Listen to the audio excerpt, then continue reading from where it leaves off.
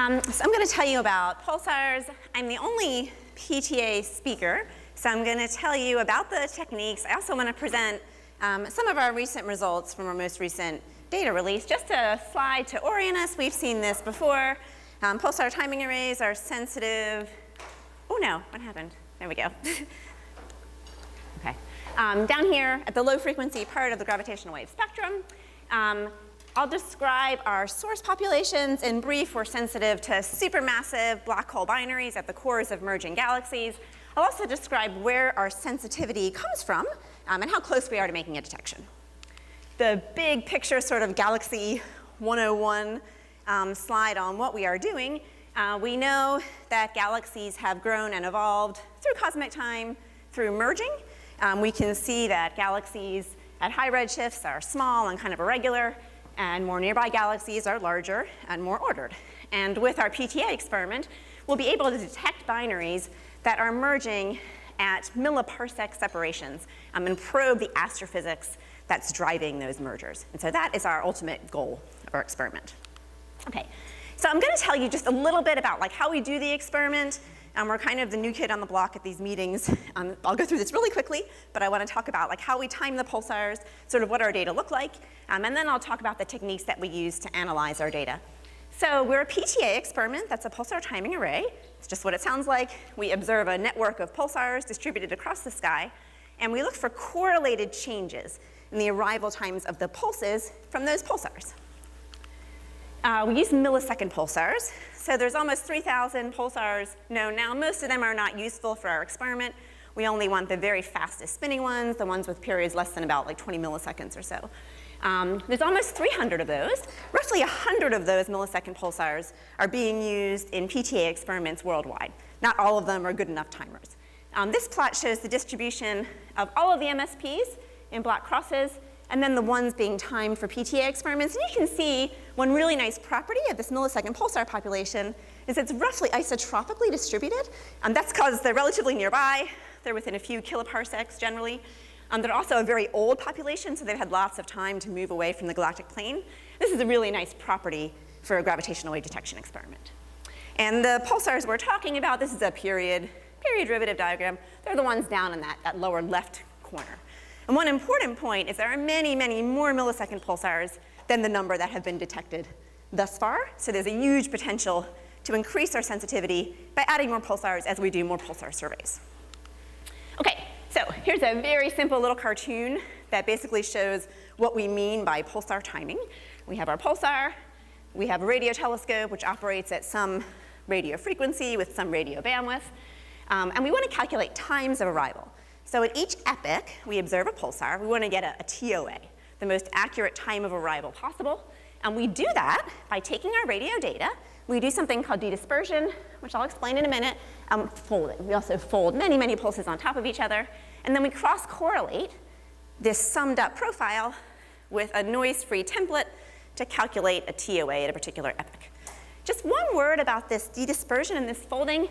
I know you may not all want to be pulsar astronomers, but this is kind of important to understand the sources of noise in our data. So if you look at a radio pulse traveling from the pulsar to us, it travels through free electrons in the interstellar medium. What that means is that the high frequency parts of the signal are going to arrive before the low frequency parts of the signal, right? So if we didn't do anything and we observed over a wide bandwidth, we would see the pulse sweeping through like this. So we have to dedisperse. We need to correct for that. So we get a nice sharp profile. The reason this is tricky is because this dispersion measure is variable, right? So we're moving, the pulsar is moving, the stuff in between us and the pulsar is moving. And so this is a source of noise in our data that's very important. Another source of noise is the fact that we're adding up many, many, many pulses, sometimes millions of pulses on top of each other to get this high signal to noise profile. But those pulses are not identical. They're jittering around in phase, they have slightly different shapes, and this is another source of noise in our data, and you'll see how these play in later. Okay, so these are what our data look like. So we take our times of arrival, our TOAs, and we fit a model to them, right? And so that model will have stuff like the pulsar spin period, the period derivative, the position, proper motion, parallax, binary parameters, and we calculate residuals. And so these residuals are the data that we search for gravitational waves. And the residual is just what it sounds like. It's the model TOA, so the time that our model says the pulse at that epoch should have arrived, minus the measured TOA when it actually arrived, right? So if we're doing a really good job and we're modeling everything perfectly, the residuals are going to be 0, right? And so this is typical data for a millisecond pulsar. Well, actually, it's our best one, because that's what I'm going to show for typical data, right? And this pulsar has a spin period of 4.5 milliseconds. And this is 20 years of data with both the Green Bank and Arecibo telescopes. And these are what the residuals look like. And you can see that in general, they're consistent with 0, although there are a few outliers where we kind of are not sure what's going on. And you can also see that the error bars with time since 1993 to 2013 have gotten smaller and smaller and smaller as we've gotten better instrumentation. So these words over here, this gasp, guppy, puppy, these are different backends at the telescopes. The A ones, the M ones, and the P one are at Arecibo, and the G ones are at the Green Bank telescope. Puppy stands for Puerto Rican Ultimate Pulsar Processing Instrument, and Guppy stands for the Green Bank Ultimate Pulsar Processing Instrument. We're getting in trouble as we're trying to ask for funding from NSF to build better things now. They're like, you called it ultimate. You can't do any better. And I'll talk more about this later, but just one thing to point out now is that the error bars are getting smaller, and you can also see that Arecibo does way better than Green Bank. The error bars on the black points are a lot smaller than the ones on the red points because Arecibo is just so much bigger. So when we talk about like how good a pulsar is, we generally quantify it by the root mean square of these residuals. And for this pulsar, it's about 70 nanoseconds. And you can see that that's stable over decades timescales, which is really good news for pulsar timing experiments. I'm not going to go through this in any kind of detail. I just wanted to throw this up so you can see what one of these timing models looks like. So for this particular pulsar, we have spin parameters, we have proper motion and parallax, we have the dispersion measure, the ISM stuff. This is in a binary system, so we have the binary parameters. We have Keplerian and relativistic parameters we need to fit for. The profiles of these pulsars evolve with frequency. We need to fit that out. For this particular pulsar, we've analyzed the data with a couple different noise models as well. This second column incorporates a jitter model, right? So that accounts for white noise due to the pulses kind of jumping back and forth. And this last column also has a red noise model, which could be due to red noise in the pulsar spin down, for instance. And so this is what our models look like. We have a lot of precision in these numbers. Okay, so let me just talk a little bit about like the sources of noise in our data. So there's a few of them, and I've listed them here on the left.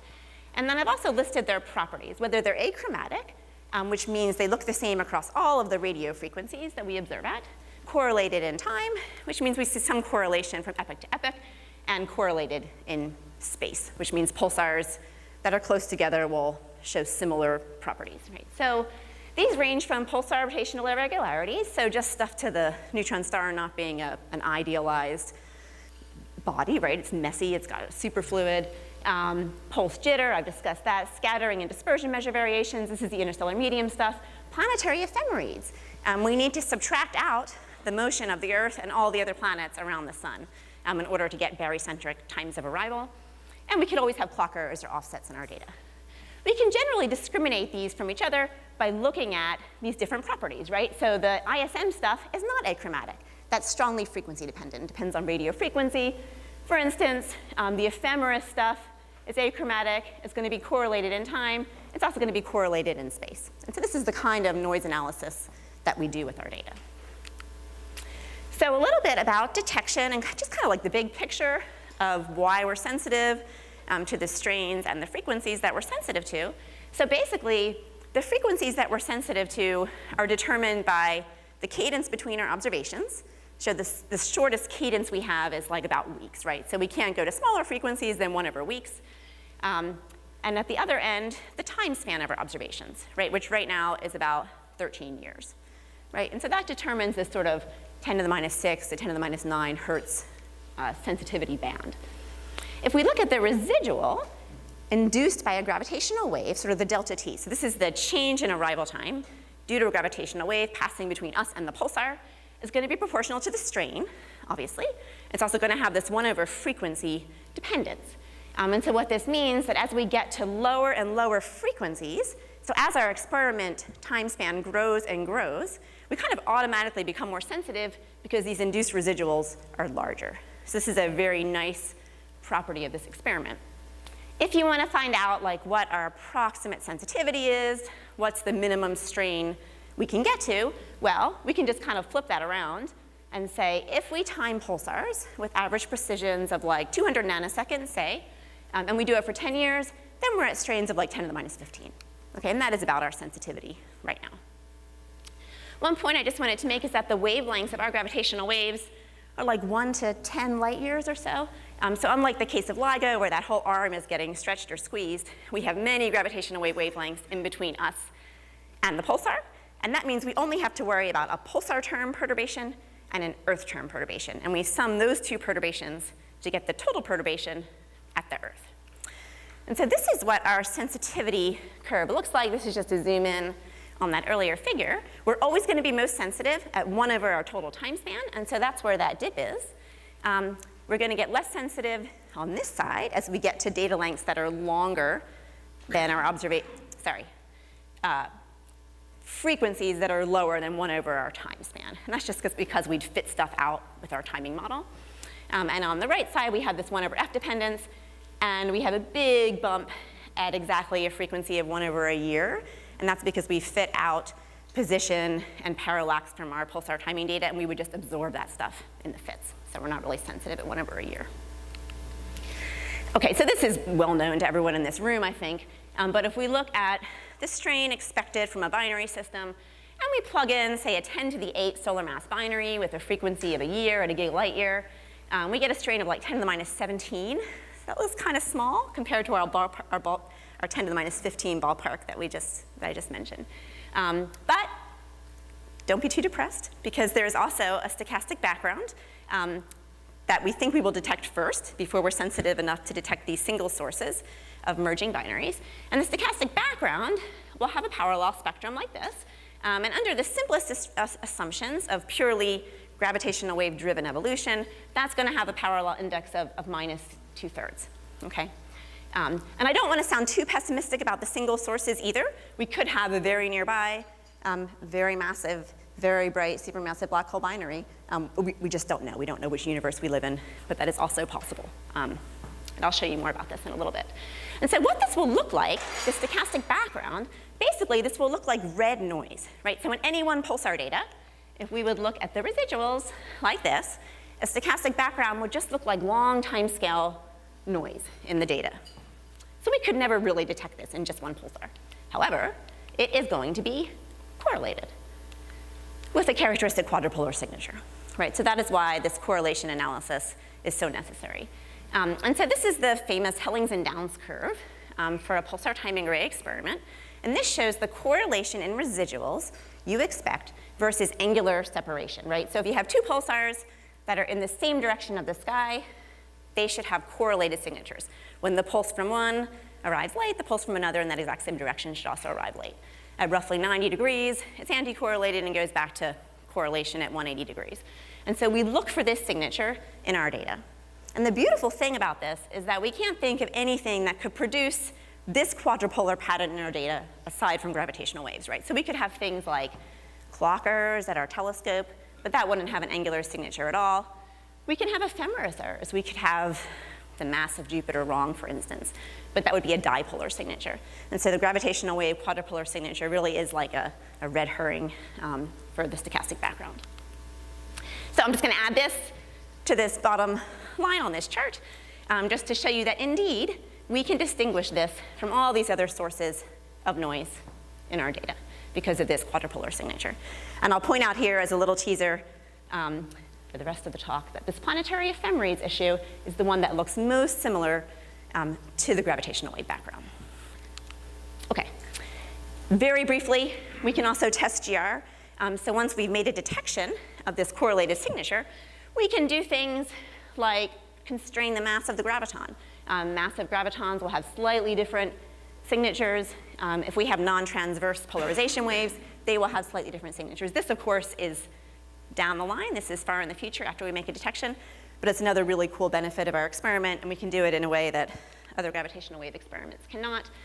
We can also look for single sources in our data. So if we have a single 50 billion solar mass binary, that's a really big binary, but this is a paper that came out in 2004, And this paper actually was able to look at a VLA detection of a possible binary, look for this predicted signature in pulsar timing data, and rule out the existence of that binary. So we're doing this all the time whenever papers come out which predict emerging galaxy. If it's in our frequency range, we can look at our data and we can constrain the presence of that binary.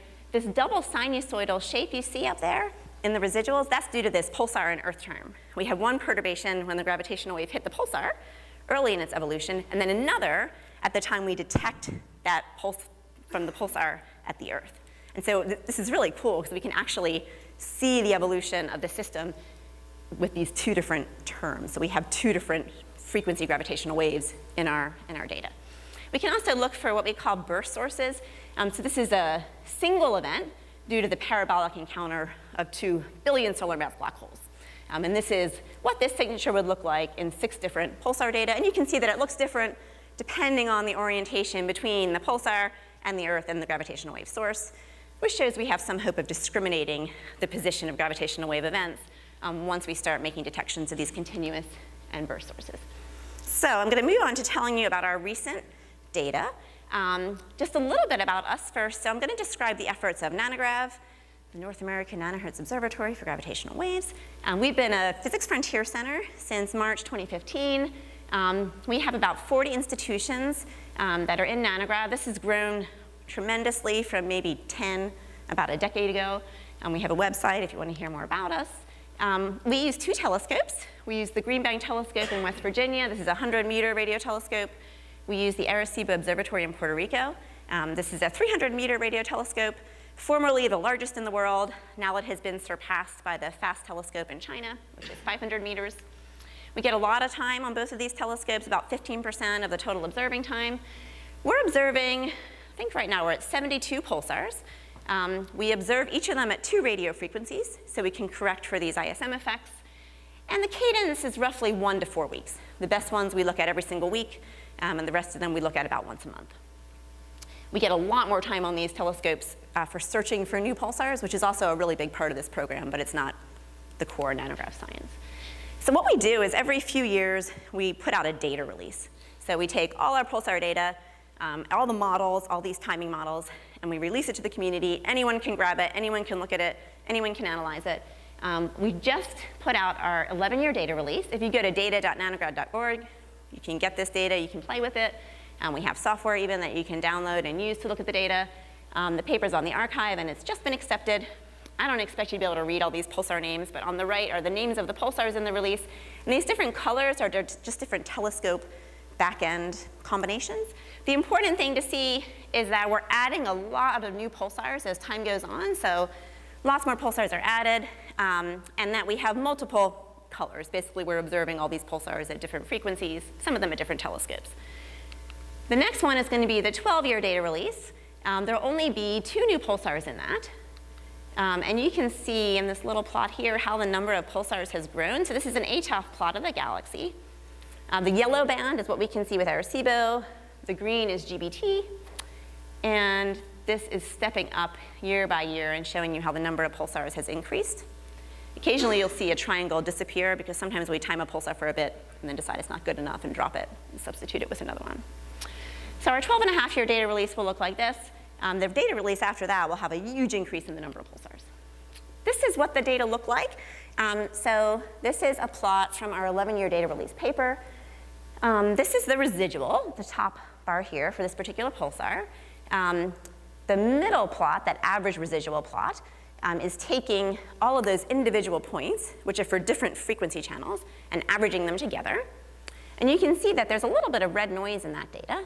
This third one here is the whitened residual, where we've removed the red noise.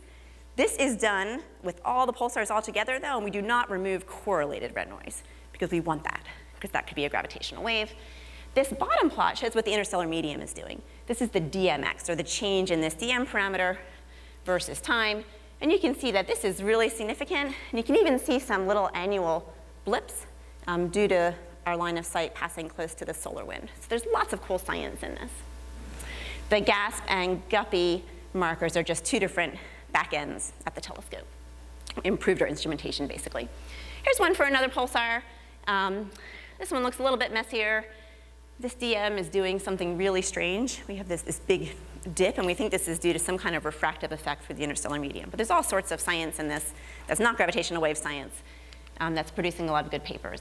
So very briefly, the big way for us to increase our sensitivity of our observations is a bigger telescope, of course, or wider radio bandwidths. And so what happened when we went from these ASP and GASP machines to these puppy-guppy machines, and the error bars got a lot smaller, was we went from a 64 megahertz bandwidth, this is frequency on the y-axis, you can't really see it very well, to an 800 megahertz bandwidth. So we just got a lot more pulsar signal and much more noise-free profiles. We are trying to do analyses now that tell us what the exact optimal frequencies for observing are, so we're not constrained just by the receivers that happen to be on the telescope, but we want to build like the absolute best things. So a postdoc at WVU is working on this, and I don't have time to go into this in any detail, but it shows our analysis of the optimal radio frequencies to do our experiment with. I'm not going to mention this at all, aside from just to say that there's lots of exciting non-gravitational wave science. I'd love to talk to people about it, stuff like mass measurements, interstellar medium stuff, pulsar polarization, emission mechanism constraints. So let me just finally end with talking about the results of our gravitational wave analysis. So we have several different analyses we're doing.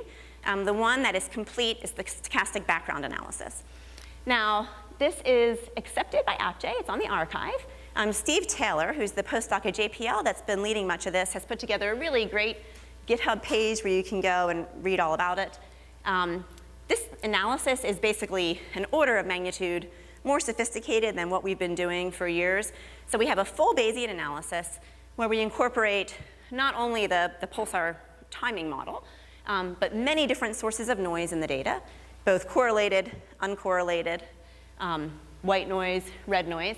And you cannot read this at all, I don't think. Can you? Probably not. But the point is just to show that our models are really complicated. And there's a couple things that are brand new about this model. For the first time, we're actually including the pulsar spatial correlations and setting our upper limits. And that wasn't possible before. It was just too computationally difficult. We are also adding in ephemeris perturbations. And I'll show you why we're doing that in a moment. But we're putting in a starting guess for the masses of Jupiter and Uranus and Saturn. And then we're allowing the model to perturb those and look for a dipolar correlation and remove that from our data. And this is really, really super important. We're also fitting for different types of gravitational wave backgrounds, the one due to supermassive black hole binaries, but also due to cosmic strings and primordial radiation from the Big Bang. Okay, so we don't have a detection yet, obviously. This top right plot shows the fit of our Hellings-Downs curve to the data. The actual data is way messier than this, but we've binned the correlations in 10-degree bins just to make it a little bit easier on the eye. But you can see that clearly we don't have a detection yet. We can set an upper limit. One point is that this is the number of pulsar pairs versus angular separation. We really don't have very good coverage across this whole Hellings-Downs curve. Our best pulsars are kind of oddly separated at about 45 degrees. So we need to do a better job of filling in the sky with more pulsars. Okay, so about a year ago, we started doing this analysis with the 11-year data set. And we were extremely puzzled. And here's what we did. So we took one solar system ephemeris. It's called DE436. So these JPL ephemeres have different numbers. We took the most recent one. We used it to analyze our data. And what we do is we calculate a PDF on the gravitational wave amplitude, right? And so we did this. For now, just look at the dotted lines, the dotted red lines for DE436. And so we looked at our 11-year data set. We saw that dotted line for the PDF. We calculated an upper limit, right? It's not a detection, it's an upper limit. And we got 1.5 times 10 to the minus 15, right, on the gravitational wave strain.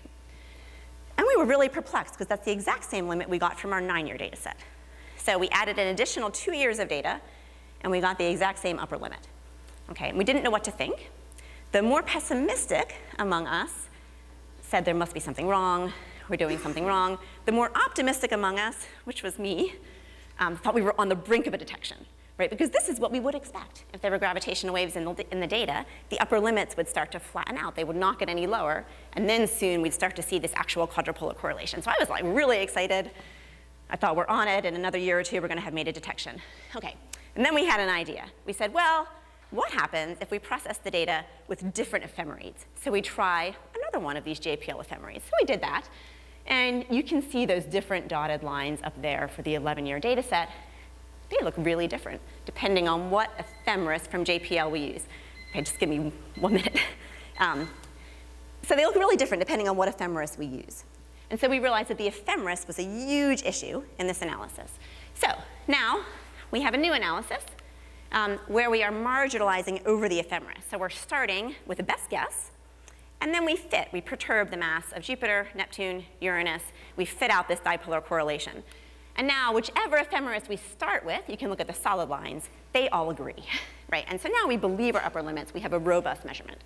When we analyze the old data, our limit goes up a lot. It goes up to 2.5 from the 1.5 we published, actually, when we analyze it using this new method. And our new data limit is still about 1.5 to 10 to the minus 15, but it's an improvement over the old one. So we haven't made a detection yet. Our upper limits are still improving. And we've realized this huge source of uncertainty in our data, but we are mitigating it as best as we can now. And we feel like going forward, this is a very robust analysis method. Okay, I don't have any time really to talk about the astrophysics. There's lots of astrophysics. So the ultimate aim, of course, is to say things about the effects bringing these binaries together, like stellar hardening, gas, the effects of eccentricity.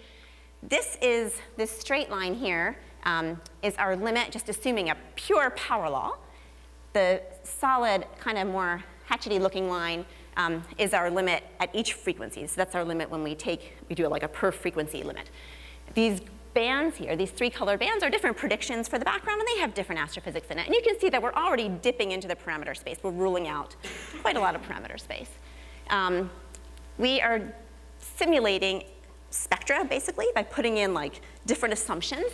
So different black hole mass, bulge mass relationships, and here's some published relationships. And we can actually rule out some of those relationships. So we can say the McConnell and Ma relation is much more likely than the Cormidi and Ho relation, for instance, based on our data already. Right? So we're already able to do astrophysics. We can take it even farther and look at the stellar density in the cores versus eccentricity. And we can set constraints on all of these things from our data already, even without a detection right now. So this is very exciting. Okay.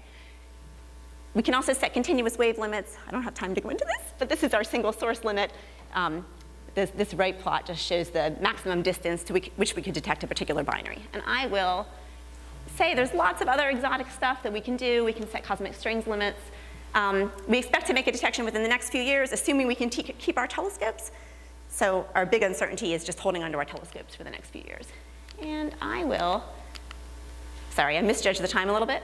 I will just leave this up. The last few slides are just to remind you it's an international effort. It's not all about us. We're building a network of detectors around the globe. And I'll just leave that up.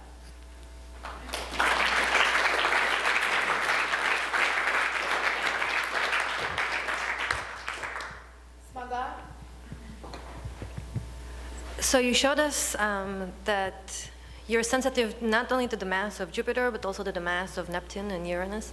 Have you tried to include Planet 9? We are not sensitive to Planet 9 given its expected distance and mass. And honestly, really the only...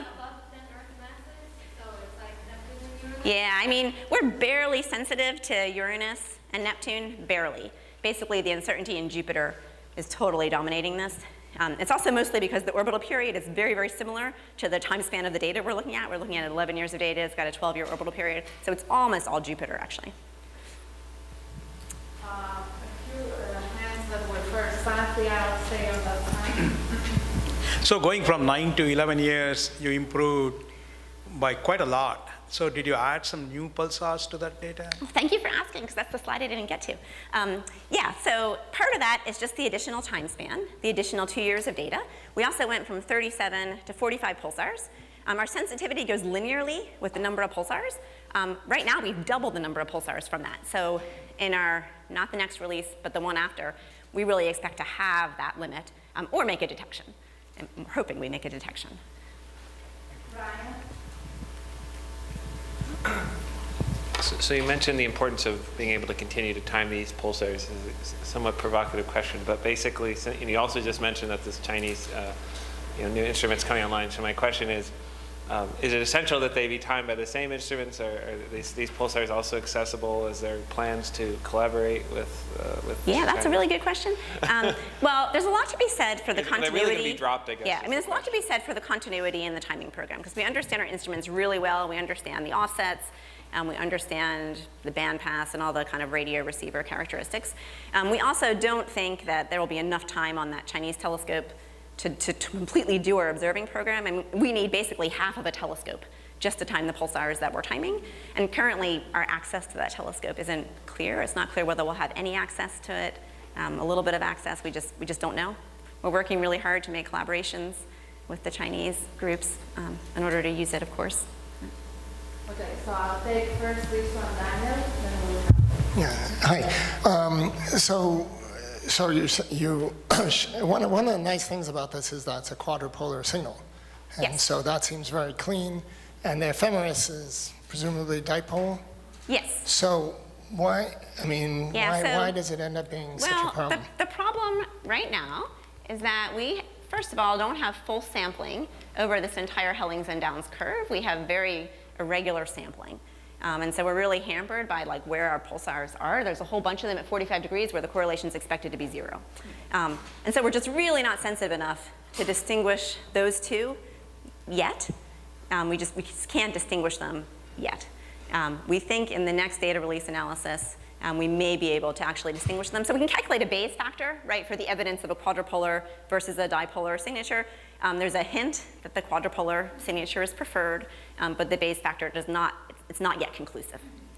But you need more pulsars. then. We need more pulsars, and we need them better distributed. We need pulsars at these larger angular separations. And so we're, of course, carrying out surveys in these empty bits of the sky to try to fill it in.